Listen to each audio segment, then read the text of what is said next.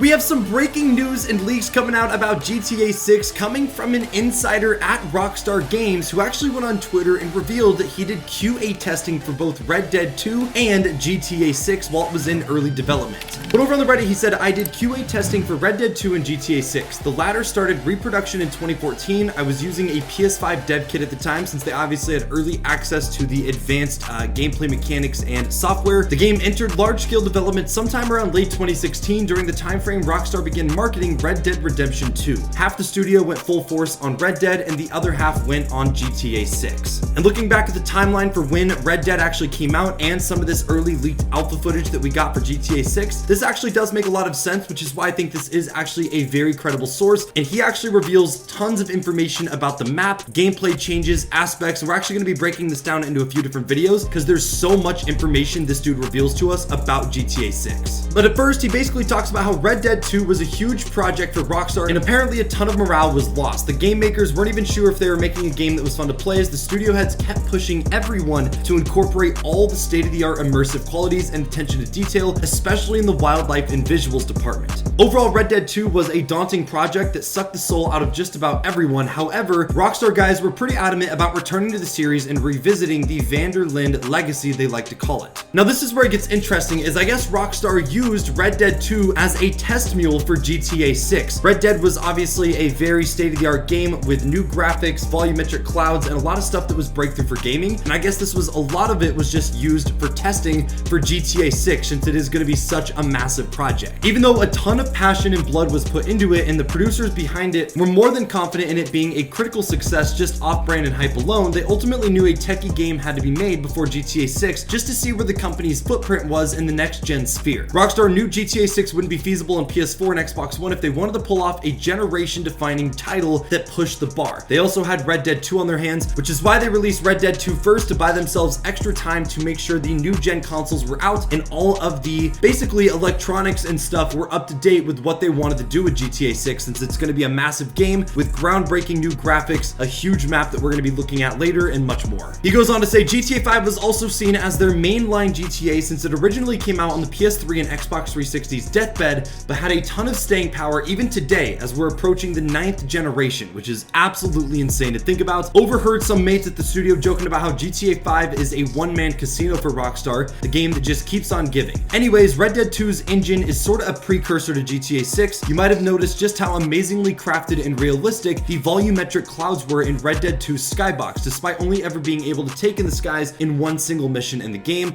which for you guys that didn't know is the hot air balloon. This is because GTA 6 is reusing / building off the skybox in Red Dead 2 since the game has a heavy emphasis on air travel. I've flown military jets in the game. He actually goes on to reveal that one of the jets is going to be called the Sun Siege, and the world from above is truly a marvel. What Rockstar managed to achieve is extraordinary and will push the open world genre to unseen limits. It's almost felt like a privilege being able to play the game even in an unfinished state. Before the world is ready to experience it, the game on ground level is still in early stages and wasn't all that pretty. I can only imagine the final product though. All the main roads and streets were laid out, but not everything was completed or fully detailed. Lots of bland geography here and there. The artists still have a lot of work to touch up. So this alone is already very exciting. He goes on to give us information that says that air travel is going to be heavily emphasized, and we are going to be looking at another part of this leak where he talks about how massive the map is, which is why air travel is going to be so important. He also reveals that one of the jets that we're going to be able to fly is known as the Sun Siege, which obviously none of us can confirm yet, but it sounds very realistic to a name of a jet or vehicle that Rockstar would release. Also, for those of you guys that want to stay up to date when we're posting or even connect with us and people a part of the community, we actually launched an official GTA Mania Discord, so make sure you guys go join that. A link will be down in the description. We'd love to see you guys over there. He also said that although the game is pretty far along in its development, there is a lot of stuff the artists need to touch up on. So from the sounds of it, it seems like they have the base of the game laid out, and now it's just basically refining and tuning everything to make sure it's up to their standards and up to like the new technological advances that a lot of these video games coming out recently have been doing. So I think that there's still a good bit of work to be done, but the release date for late 2024, early 2025 is still very plausible with this that we've seen. But he goes on to say the map is huge, like stupendously huge, hence the game's emphasis on air travel. It makes GTA 5 look like a schoolyard playground. There is an array of atmospheric effects that also bring out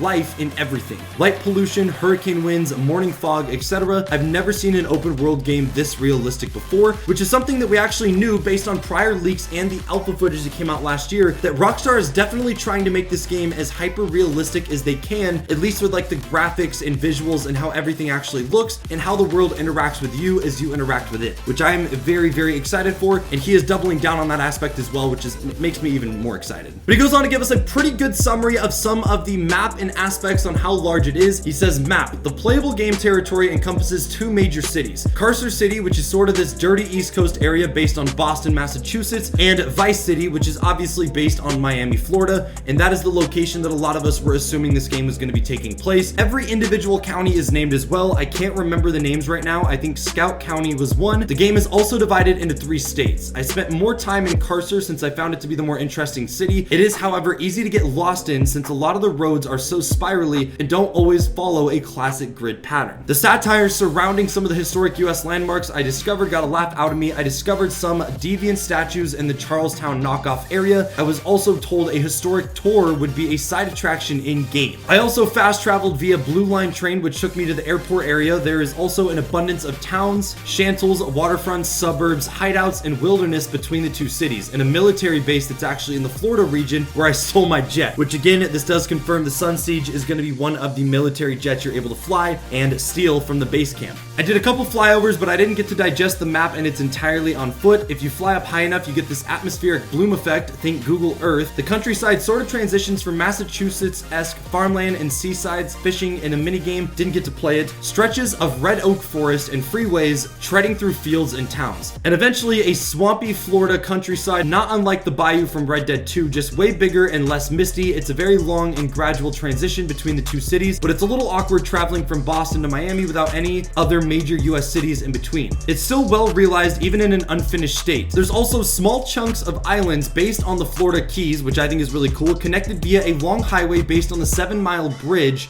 The aesthetics of VC's area is very similar to the Bayou and Gorma from Red Dead 2. Again, think Test Mule. The water effects are on par with Sea of Thieves, just absolutely stunning. There is underwater exploration as well, but I didn't spend too much time below the surface. Overall, the map design is the most authentic yet in a Rockstar game. It doesn't feel as gamey as Red Dead 2 or GTA 5, where biomes felt compressed next to each other. They really went all out and it shows. I felt very overwhelmed exploring such a huge and richly detailed game world. I can't even remember everything. So many roads and huge spaces. It'll take many long hours to memorize this map without relying on the radar, which again is very, very exciting news. He basically just gave us a very detailed idea of what to be expecting for the overall GTA map. He confirms there's going to be 2 different cities. There's going to be a very nice transition from all the biomes and different areas of the map to where it feels a lot more real and organic. And overall, based on these leaks, this gets me very excited. This is only one half of his post. Unfortunately, there is so much to go over here that we are going to be splitting it into 2 videos, but the next video is probably going to be talking about this as well, because the rest of the stuff he goes on to say is absolutely insane as well. Gives us a ton of information about some new police changes, gameplay mechanics, the UI, and all of that interesting stuff that I know you guys care about as well. So of course, if you guys enjoyed and are excited for all this new information coming out about the GTA 6 map, make sure to drop a like, subscribe to the channel if you guys are brand new, and let us know down below, do you think that this is a credible source of information? How real do you think this is? And based on these leaks, what are your guys' thoughts on it? Are you excited? Do you dislike them? Let us know down in the comment section below. Thanks for watching, and we'll catch you guys in the next one. Take it easy, my friends.